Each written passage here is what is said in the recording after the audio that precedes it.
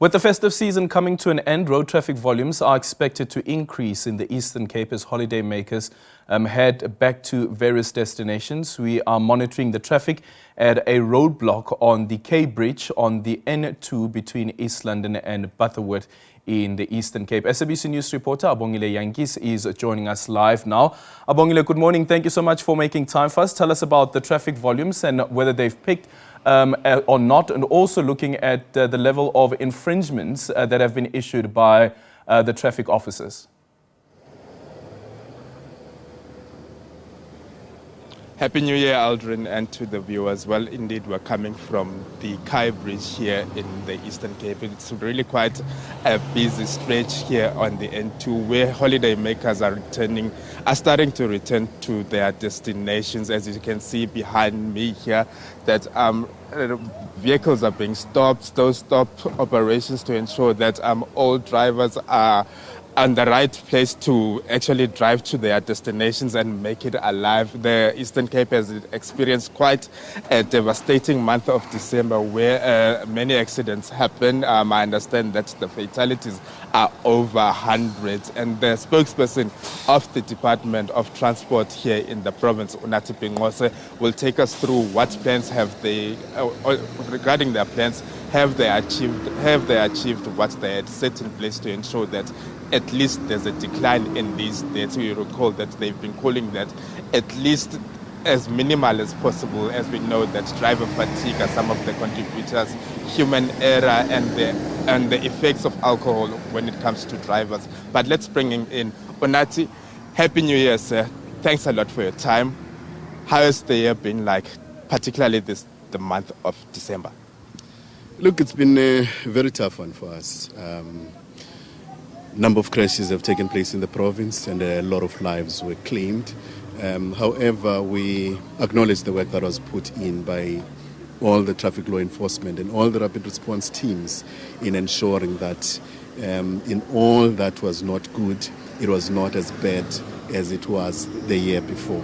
I know that it may sound like cold comfort to those who have lost their loved ones during this period. I mean, we know that the Fordo family is laying to rest 3 of its children on Friday. Children that are between the ages of 27 and 9 years that were lost on the road. To tell them that we've done better and we are pleased with the numbers, it will be insensitive. To our former colleague, the spokesperson of Amatole District Municipality, Nongceba Matikizela Vuso, who was also lost on the roads during this period. I mean, the Bongeni Ngema family and all that, those families that have lost their loved ones. So in as much as we are doing fairly well than we did last year, however, we know that it doesn't mean much to those who have lost their loved ones, but we've got to acknowledge the work that was put in by all the rapid response teams in ensuring that the numbers are not close to where they were at this time last year.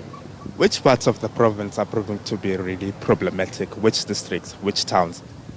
The Ortambo district, the Krisani district, in fact, it's certain stretches of roads within the province. This road that we are on now, you remember that not so long ago, a few meters from here, we had a fatal crash that claimed 3 lives where a taxi and a sedan collided and all 3 occupants of the sedan died on the scene. And of course, a couple of kilometers to the east, we had that huge accident that happened on New Year's Eve where 8 lives were lost. So the N2 is proving to be among those that are deadliest in the province. And of course, we've got to mention the R61, which stretches all the way from Aberdeen to Bizana. Bizana, that is where we lost the national icon, Dr. Mbongeni Ngema. And of course, there were quite a number of crashes that took place there as well. The Christmas Day incident where 6 lives were lost, and many of those happened to be members of the same family. So we have had quite a number of crashes, and we've highlighted the N2 and the R61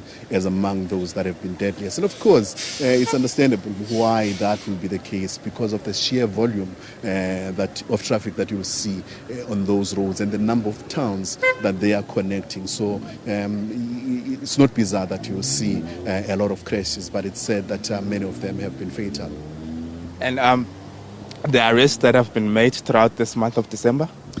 We I'm pleased to announce that for drunk driving, we've arrested no less than 500 people on drunk driving charges between the 1st of December up until the very last day of December. Of course, we'll tally up the numbers because more arrests did take place thereafter.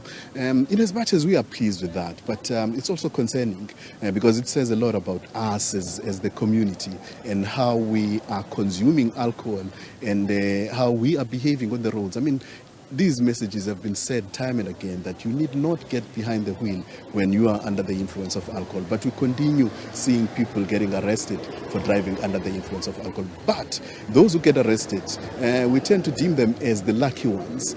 And if you get arrested for driving under the influence of alcohol, you've got to thank the officers for arresting you, because there will be families right now who would rather have their loved ones having been arrested for drunk driving than getting involved in accidents. Because if you escape our clutches, unfortunately many have ended up in road crashes that have claimed their lives or have seen them suffering life-altering injuries. When it comes to these accidents and these crashes that have happened, would you say that it's more public transport or private vehicles? It has been by far private vehicles. I mean, the number of high-profile incidents that I've mentioned, they all involve private vehicles. The major incident, which happened to be the deadliest since we launched Arrive Alive, it involved two SUVs that are in very good condition.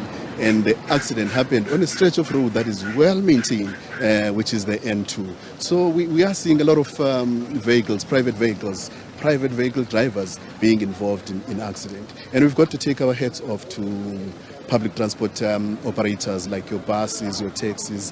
We honestly have not had many accidents that involve taxis, which may be the reason why the numbers are not as bad as they are. Because if one taxi gets involved in an accident, you are likely to have more people that will be injured there or even suffering fatal injuries. And of course, Mr.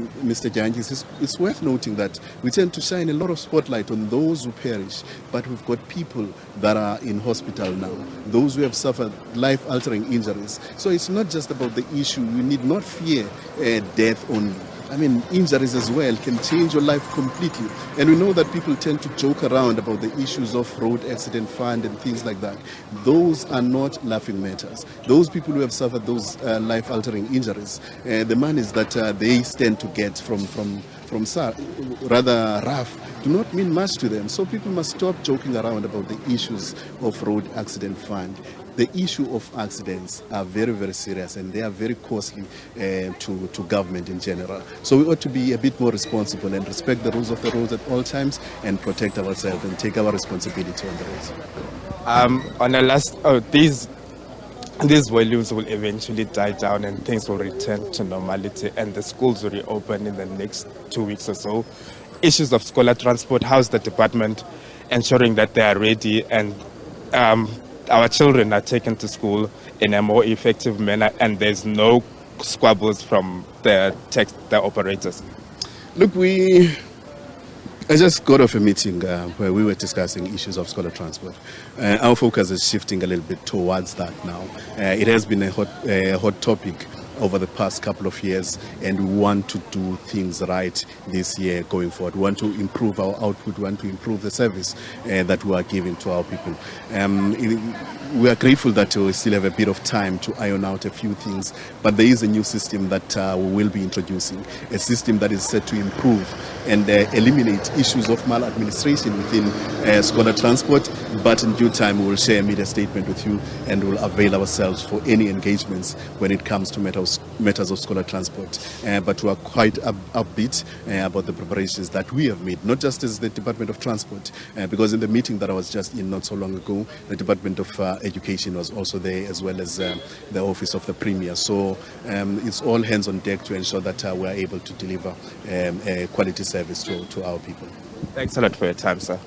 Well, Aldrin, our former colleague Unati Bingose was now the spokesperson of the Transport Department here in the Eastern Cape, taking us through that deadly December month of how things went and saying that there are some achievements, but one life is just too many, and even that it has a strain and pressure on the health sector when these accidents do happen. Aldrin?